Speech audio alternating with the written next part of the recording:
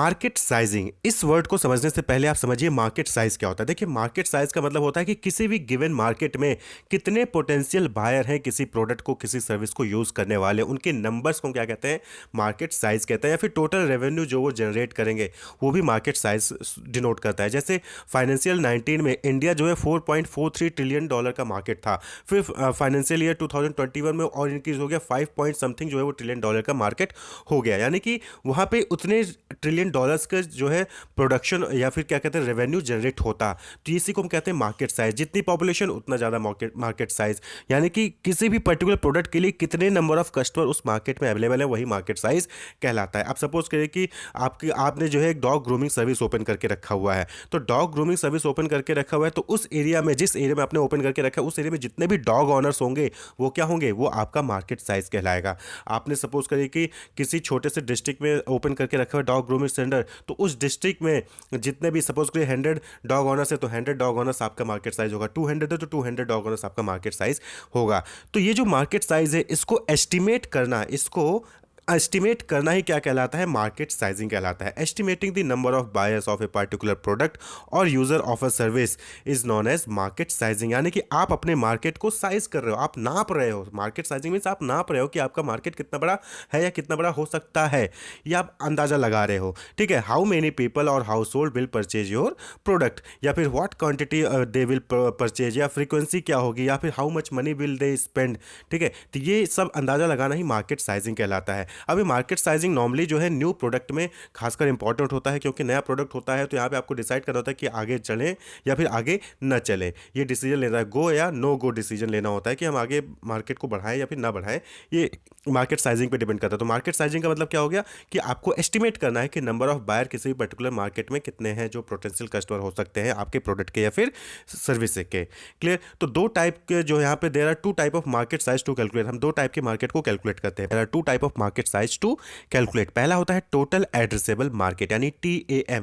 Total addressable market मतलब कि total आप अगर कोई भी लिमिटेशन, सारी लिमिटेशन को हटा दीजिए तो हम कितने लोग हैं जिनको हम एड्रेस कर सकते हैं, जिनको हम डील कर सकते हैं, अपना प्रोडक्ट सेल कर सकते हैं, उसको टोटल एड्रेसेबल मार्केट कहते हैं। देखिए टोटल एड्रेसेबल मार्केट मतलब कि कितने लोगों को आप सेल कर सकते हो, लेकिन एक्चुअल में कितने लोगों को सेल कर पा रहे हो वो अलग चीज़ है। वो होता है टारगेट अवेलेबल मार्केट, वो दूसरा मार्केट होता है। टोटल एड्रेसेबल मार्केट यानी कितने लोगों को आप सेल कर सकते थे अगर आपके अंदर वो सारी कैपेबिलिटी होती, यानी 100% आपके अंदर कैपेबिलिटी होती तो कितने लोगों को आप डील कर सकते थे, वो टोटल एड्रेसेबल मार्केट होता है। लेकिन अब टारगेट मार्केट यानी कि एक्चुअल में कितने लोगों को आप जो है कन्वर्ट कर पा रहे हो एज अ कस्टमर। अब सपोज करिए आपने डॉग सर्विस सेंटर ओपन किया है, आपके मार्केट में 200 लोग हैं, लेकिन 200 लोग जो है वो क्या है, टोटल एड्रेसेबल मार्केट है, लेकिन उनमें से आप डील खाली 100 को ही कर पा रहे हो। ठीक है, तो आप उन तक खाली 100 तक ही पहुंच पा रहे हो, तो वो टारगेट या अवेलेबल मार्केट हो जाता है। तो टोटल एड्रेसेबल मार्केट की क्या होता है, first type of market size होता है जो कि आपको कैलकुलेट करना चाहिए कि कितना बड़ा मार्केट है। आप डील कितने को कर पाओगे दैट्स डिफरेंट थिंग, लेकिन कितना बड़ा मार्केट है पहले आप उसको जानिए। तो total addressable market it is the number of customers और amount of money you could earn if you were 100% successful and achieve 100% sales to every potential customer. यानी कि अगर आप 100% सक्सेसफुल होते हैं और 100% जो है सभी पोटेंशियल कस्टमर को अपना सेल कर देते हैं प्रोडक्ट, तो वो चीज़ टोटल एड्रेसेबल मार्केट कहती है। वहीं पे टारगेट या अवेलेबल मार्केट का मतलब it is the market size that your startup business can realistically reach. यानी कि असलियत में आप कितने लोगों तक पहुंच सकते हो, उस मार्केट को हम कहते हैं टारगेट और अवेलेबल मार्केट। आपने खोला हुआ है डिस्ट्रिक्ट जो है, सपोज करिए आपने लखनऊ डिस्ट्रिक्ट में अपना ओपन करके रखा हुआ है डॉग सर्विस सेंटर, तो अब आप सोच रहे हो कि सुल्तानपुर डिस्ट्रिक्ट या फिर कोई और डिस्ट्रिक्ट जो है बनारस डिस्ट्रिक्ट या फिर सीतापुर में अप्रोच कर पाओ, तो नहीं अप्रोच कर सकते हो। तो एक्चुअल में आपका जो मार्केट क्या होगा वो लखनऊ डिस्ट्रिक्ट का होगा, लेकिन टोटल एड्रेसेबल मार्केट क्या हो सकता था, वो बनारस डिस्ट्रिक्ट भी हो सकता था, वो सीतापुर डिस्ट्रिक्ट भी हो सकता था, वहाँ पे भी डॉग ऑनर से जहाँ जहाँ भी डॉग ऑनर सब हो सकते थे, लेकिन एक्चुअल में आप लखनऊ को ही टारगेट कर पाए। तो इसको हम कहते हैं सेगमेंटेड एड्रेसेबल मार्केट। टारगेट या अवेलेबल मार्केट को हम क्या कहते हैं, सेगमेंटेड एड्रेसेबल मार्केट। यानी कि आपने किसी एक सेगमेंट मार्केट के एक सेगमेंट को पकड़ के आप डील कर रहे हो। ठीक है, तो दैट इज टारगेट या अवेलेबल मार्केट। अब इन दोनों को जो है मार्केट साइज कर सकते हो। पहले तो ये जानिए कि कितना बड़ा मार्केट है, टोटल एड्रेसेबल मार्केट, उसमें से कितने लोगों को आप डील कर सकते हो, दैट इज टारगेट और अवेलेबल मार्केट। क्वेश्चन उठता है कि मार्केट साइजिंग करते कैसे हैं, तो इसके लिए दो अप्रोच है, टॉप डाउन एनालिसिस और बॉटम अप एनालिसिस। तो टॉप डाउन एनालिसिस में क्या होता है, देखिए टॉप डाउन यानी टॉप से डाउन, यानी कि मैक्रो से माइक्रो आना, यानी कि ब्रॉडर से नैरो होना। तो यहाँ पे क्या होता है टॉप डाउन एनालिसिस में कि looking at the current market as a whole, यानी कि जो आपका मार्केट उसको पूरे मार्केट का समझिए, taking a macro view of all the potential consumers और customers and revenue and then narrowing it down to a section you can realistically target.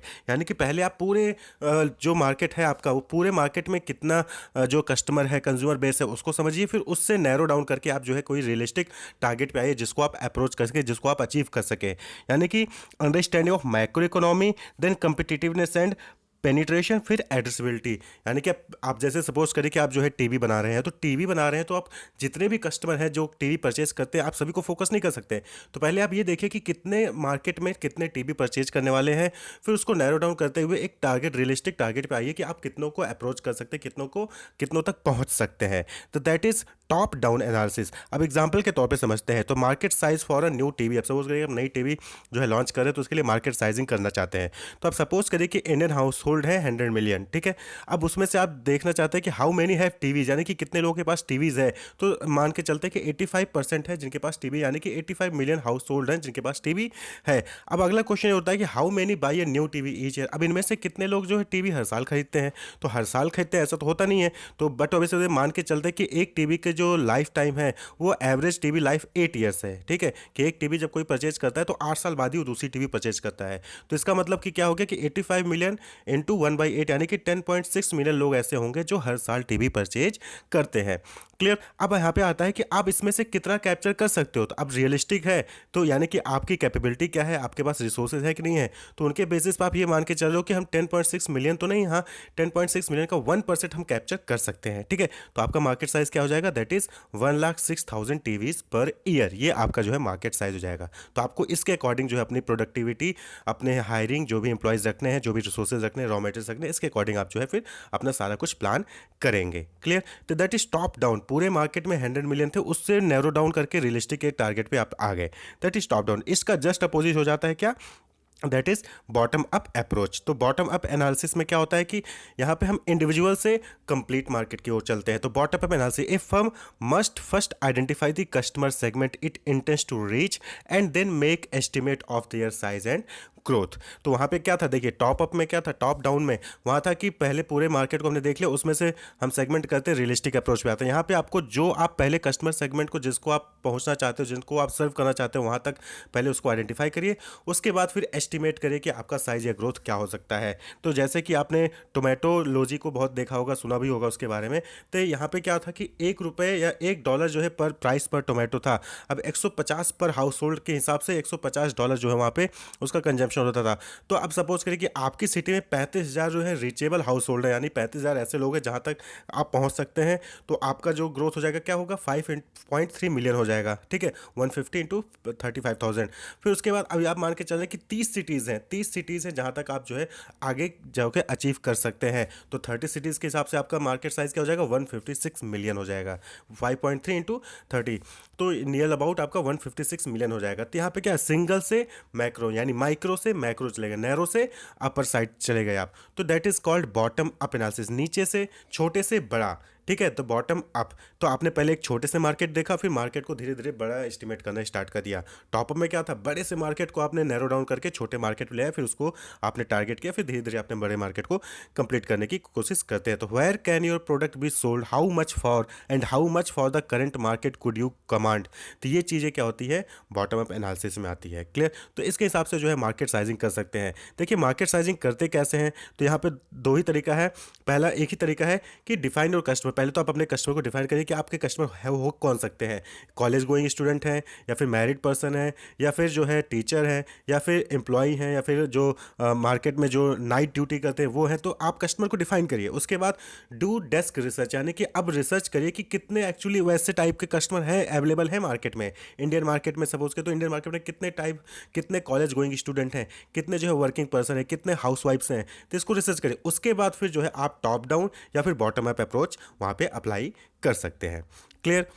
अब नेक्स्ट टॉपिक आता है that is stakeholder in market sizing. तो stakeholder का मतलब क्या होता है? स्टेक होल्डर का मतलब वो सभी लोग जिनका इंटरेस्ट आपके अंदर है। स्टेक होल्डर से कोई कंपनी है, उस कंपनी से रिलेटेड जितने भी इंटरेस्टेड लोग होंगे उनको स्टेक होल्डर कहते हैं। A person with an interest और concern in something specially a business. तो बिजनेस में खासकर जो भी लोग आपके कंपनी से रिलेटेड होंगे वो स्टेक होल्डर्स कहलाएंगे।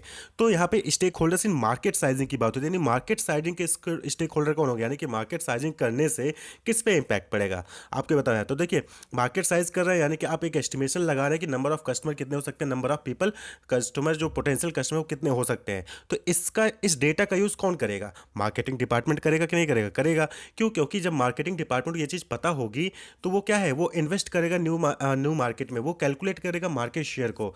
ठीक है, तो वो मार्केटिंग डिपार्टमेंट की एक काम आता है मार्केटिंग साइजिंग का डेटा। इसी तरीके से आप देखेंगे तो ऑपरेशंस डिपार्टमेंट में क्यों जरूरी है भाई? मार्केट साइजिंग करेंगे, एस्टिमेशन होगा तो हमें कितना मैन्युफैक्चरिंग करना है प्रोडक्ट, ये हम उसके लिए प्लानिंग कर सकते हैं। सर्विस डिलीवरी के लिए हमें पीपल जो हायर करने हैं कितने हायर करने होंगे, हम उसके लिए प्लानिंग कर सकते हैं, उसके अकॉर्डिंग हम एक्शन ले सकते हैं। तो यहाँ पे मार्केट साइजिंग का जो है बेनिफिट होता है। इसी तरीके से चैनल पार्टनर, तो number of unit to move in channel, कितना नंबर ऑफ यूनिट है जो मूव होता रहना होगा चैनल पार्टनर्स के बीच में। तो इसमें भी जो है चैनल मार्केट साइजिंग का जो है इनको हेल्प करता है। इसी तरीके से फिनेंशियल डिपार्टमेंट, पैसा कहाँ कितना फंड लगना है, तो उस पर भी जो है मार्केट साइजिंग जो है कहीं ना कहीं हेल्प करता है। तो ये सारे क्या है, ये सारे लोग स्टेक होल्डर्स हैं किसके? मार्केट साइजिंग के। यानी कि अगर मार्केट साइजिंग आप एक एस्टिमेशन लगा लेंगे कि आपके पोटेंशियल कस्टमर कितने हैं, कितने हो सकते हैं, तो उसके अकॉर्डिंग ये लोग अपनी प्लानिंग करते हैं, वो लोग अपनी एक्टिविटी परफॉर्म करते हैं।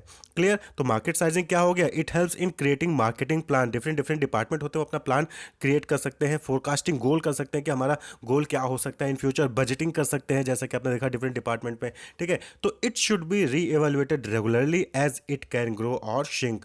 दूसरी इंपॉर्टेंट चीज़ ये भी है मार्केट साइजिंग में कि जो मार्केट साइजिंग है इसको आपको रेगुलरली इंटरनली जो है ईयरली कह लीजिए आपको री इवेलुएट करते रहना चाहिए, बार बार इसको इवेलुएट करना चाहिए कि आपका मार्केट साइज़ कितना है। क्यों? क्योंकि मार्केट जो है वो घटता है कभी बढ़ता है। आप देखते होंगे, सोचते होंगे कि आजकल आईटी बूम पे है, आईटी सेक्टर बूम पे, यानी कि इंफॉर्मेशन टेक्नोलॉजी का मार्केट जो है वो उसके कस्टमर बढ़ रहे हैं। इंडिया में जो है हाउस होल्ड आइटम्स की मार्केट बहुत अच्छा है। क्यों? क्योंकि वहाँ पे लोग ज़्यादातर हाउस होल्ड आइटम परचेज करते हैं। ठीक है, तो ये मार्केट साइज बड़ा है जैसा कि हमने स्टार्टिंग में देखा था। अब अगला टॉपिक है पेस्टल एनालिसिस और आपका जो है पॉटर फाइव फोर्सेस मॉडल। तो ये क्या है? ये दोनों ही आपके मार्केट की साइजिंग में हेल्प करते हैं कि कैसे आप मार्केट साइजिंग करते हुए इन लोगों का एनालिसिस करते हैं। मार्केट की साइजिंग आप कर रहे हो, एस्टिमेशन कर रहे हो, तो आपको पेस्टल के बारे में और पॉटर के फाइव फोर्सेस के बारे में, यानी कि कंपटीशन और इन्वायरमेंट दोनों के बारे में पता होना चाहिए।